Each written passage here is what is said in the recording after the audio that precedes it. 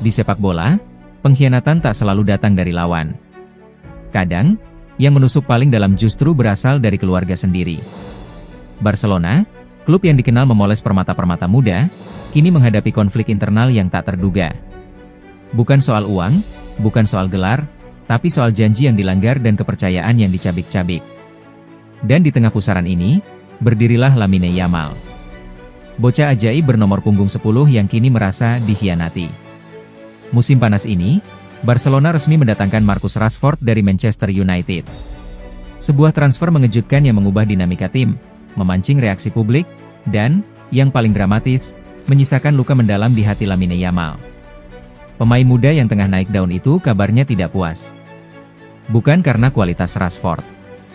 Bukan pula karena persaingan posisi. Tapi karena satu hal yang jauh lebih personal, kepercayaan yang dipatahkan manajemen klub. Menurut laporan El Nacional, Yamal merasa ditusuk dari belakang oleh Presiden Joan Laporta dan Direktur Olahraga Deco. Ia kecewa karena merasa tidak pernah dilibatkan dalam keputusan besar ini. Padahal sebelumnya, ia diberi janji manis. Karena terkadang, luka yang paling sulit disembuhkan bukan dari cedera di lapangan, tapi dari harapan yang dibunuh diam-diam. Lebih dari sebulan lalu, saat Yamal memperpanjang kontraknya bersama Blaugrana, ada satu permintaan khusus yang ia sampaikan. Bukan bonus. Bukan nomor punggung. Tapi nama. Nico Williams. Yamal tahu bahwa klausul pelepasan Nico hanya berada di angka 58 juta euro. Dan ia ingin sekali bermain bersama rekan setimnya di timnas Spanyol itu. Koneksi mereka luar biasa di Euro 2024, bukan cuma di lapangan, tapi juga di luar. Chemistry, pemahaman gerakan, hingga semangat juang, semuanya selaras. Yamal yakin, jika Nico masuk, Barcelona akan punya sayap paling menakutkan di Eropa. Namun rencana tinggal rencana. Janji hanya tinggal kata-kata. Nico Williams akhirnya memilih memperpanjang kontrak dengan Athletic Bilbao. Tak ada pergerakan nyata dari pihak Barcelona untuk menebusnya. Tidak ada diskusi lebih lanjut. Yamal pun dibuat bingung. Sementara ia masih berharap pada janji lama, manajemen sudah bergerak ke arah lain. Nama-nama seperti Luis Diaz dan Brian Zaragoza sempat masuk radar. Tapi bukan mereka yang datang. Justru sosok yang tak pernah Yamal bayangkan. Marcus Rashford. Marcus Rashford akhirnya mendarat di Camp Nou. Tapi tidak dengan status permanen. Penyerang berusia 27 tahun itu direkrut melalui skema pinjaman dari Manchester United, disertai opsi pembelian di angka 30 hingga 35 juta euro.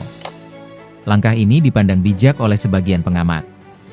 Rashford memang sedang menurun, tapi potensinya tetap besar. Bahkan, demi bergabung ke Barcelona, Rashford menyetujui pemotongan gaji hingga 15% dari yang ia terima di Old Trafford. Kini, ia akan mengantongi 14 juta euro per musim. Bagi Laporta dan Deco, ini adalah bisnis cerdas. Mereka tak perlu keluar banyak uang, tapi bisa mendapatkan pemain level atas yang masih bisa diselamatkan. Namun di sisi lain, buat Lamine Yamal ini adalah bentuk pengabaian. Sebagai pemain muda yang kini memegang nomor punggung 10, angka keramat warisan Messi, Yamal merasa harusnya punya suara dalam strategi masa depan klub. Ia bukan anak magang lagi. Ia simbol generasi baru. Ia wajah utama proyek jangka panjang Barcelona. Tapi kenyataannya, suara itu tak terdengar. Tidak ada peringatan soal kedatangan Rashford. Tidak ada diskusi, apalagi konsultasi. Padahal, bagi Yamal, keputusan seperti ini bukan soal teknis semata. Ini soal kepercayaan, loyalitas, dan rasa hormat. Ia bukan menolak persaingan. Ia tahu di klub besar, kompetisi adalah makanan sehari-hari. Tapi yang menyakitkan adalah prosesnya. Ketika ia percaya, ketika ia menaruh harapan, lalu dikecewakan tanpa penjelasan, itulah yang membuat luka menganga. Dan kini, pertanyaannya bukan cuma soal siapa yang akan bermain, tapi siapa yang benar-benar dipercaya.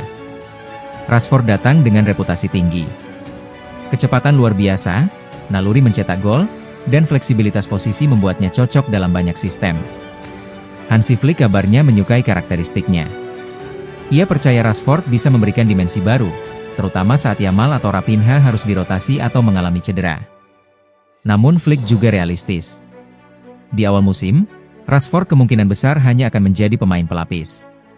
Yamal dan Raphinha tetap jadi pilihan utama di sisi sayap. Sementara di tengah, nama Lewandowski belum tergantikan. Tugas Rashford jelas, membuktikan bahwa ia masih pantas bermain di level tertinggi. Bahwa penurunan performa di United hanyalah jeda, bukan akhir. Persaingan di sayap kiri akan semakin panas. Rashford bisa jadi senjata rahasia, bisa juga jadi solusi cadangan. Ia mungkin akan bermain sebagai penyerang sayap, atau bahkan sebagai striker bayangan. Rio Ferdinand, ex-rekan setim Rashford di MU, menyebut bahwa transfer ini adalah peluang besar. Ia percaya Rashford masih punya sentuhan magis yang bisa jadi pembeda di laga-laga sulit. Namun, apakah itu cukup untuk merebut hati fans? Untuk merebut tempat utama dari Yamal? Atau justru, seperti yang dikhawatirkan banyak orang, kehadiran Rashford justru mengganggu kestabilan ruang ganti? Yamal kini berada di persimpangan. Ia masih muda, tapi suaranya sudah mulai menggema. Dan dengan kontrak baru yang mengikatnya di Camp Nou, ia ingin lebih dari sekadar menit bermain. Ia ingin dihargai. Karena di dunia sepak bola modern, pemain bukan lagi hanya sekadar pelaksana taktik. Mereka adalah aset, mereka adalah simbol. Dan ketika simbol klub merasa dikhianati, dampaknya bisa jauh lebih besar dari sekadar performa di lapangan. Barcelona mungkin telah mendapatkan Rashford. Tapi bisa jadi, mereka justru kehilangan sesuatu yang lebih berharga. Kepercayaan. Dan ketika kepercayaan itu hilang, terutama dari anak emas mereka sendiri, maka bukan cuma strategi yang perlu dievaluasi, tapi juga arah masa depan klub ini, sepenuhnya. Karena jika Lamine Yamal merasa dikhianati hari ini, siapa yang bisa menjamin ia akan bertahan untuk esok? Apakah Rashford akan jadi solusi? Atau justru percikan api dari konflik yang lebih besar? Tulis pendapat kalian di kolom komentar. Dan jangan lupa like, subscribe, dan nyalain lonceng notifikasinya.